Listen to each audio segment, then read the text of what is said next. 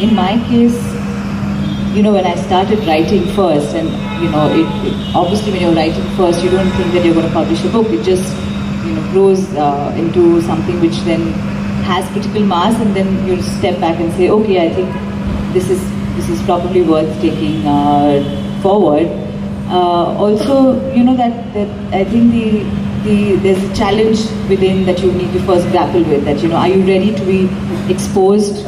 Are you ready to be vulnerable? Are your poems ready to make that journey from your world of solitude into the world of multitude? So, there's a process of grappling with those internal challenges that, should you be publishing this?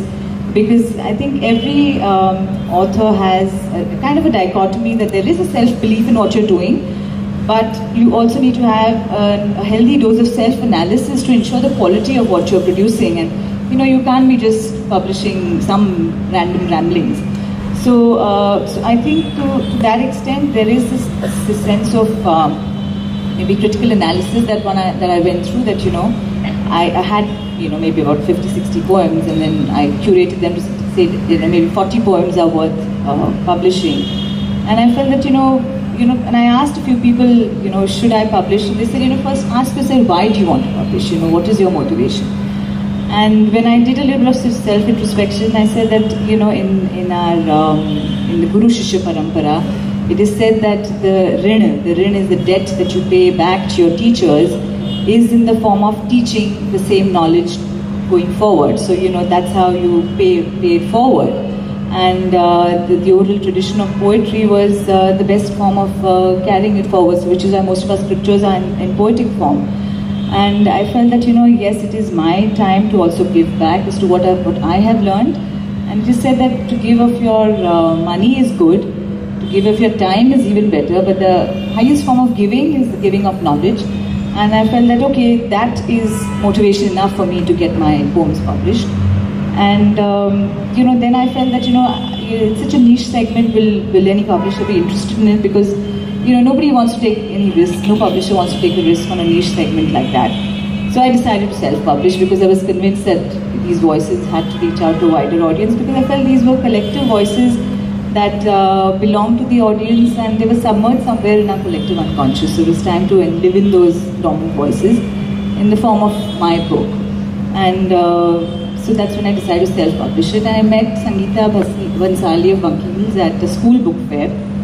And we got talking, and I found in her a genuine love that she exuded for books and poetry. And so, I shared my poems with her, and she said, yeah, we'd love to, work with you. And because it was also something that I felt that I wanted to be involved in from start to finish in terms of the design and the look of the book, get permission from the Raza Foundation and work with Art Musings, I felt that, I had to be involved from start to finish through the route of self-publishing. It's been wonderful because I've thoroughly enjoyed the process of looking at even little things like editing, the footnotes, the color schemes, the alignment, and the section breaks also, because even I had a bunch of about 40 poems which had to be then segregated into 4 sections. And you try and bring in a sense of order and harmony in those poems and say, okay, which poems belong to the first category, which is Power Sutras, which are basically small, pithy verses, which are like daily doses of wisdom that one takes. And the second section was thematic expressions, which are concept of scrutiny, to take a fresh look at your conditioning. So poems had to fit into those thematic expressions. And then my third section is about 18 gems from the Gita. So poems which are inspired by verses from the Gita, so those went into that section. And the last section is dedication. So there was this whole process of trying to fit in the poems in those buckets, so to say. But I must say that a book is not just about the writer; it's about the whole team that works together with the writer. So I was blessed to have Art Musings, Vakils. Their whole team has been absolutely fantastic, and they literally handheld me because it's my first time. I had no experience in layouts, designing cover, none of that. So I think it's something that. And I'm not afraid to ask for help, so I, really leaned on my friends and, went out. And it's wonderful that people actually come out and want to help you, because they realize that there is something up here and they're willing to help. So it's great to just reach out to people and ask for help unabashedly.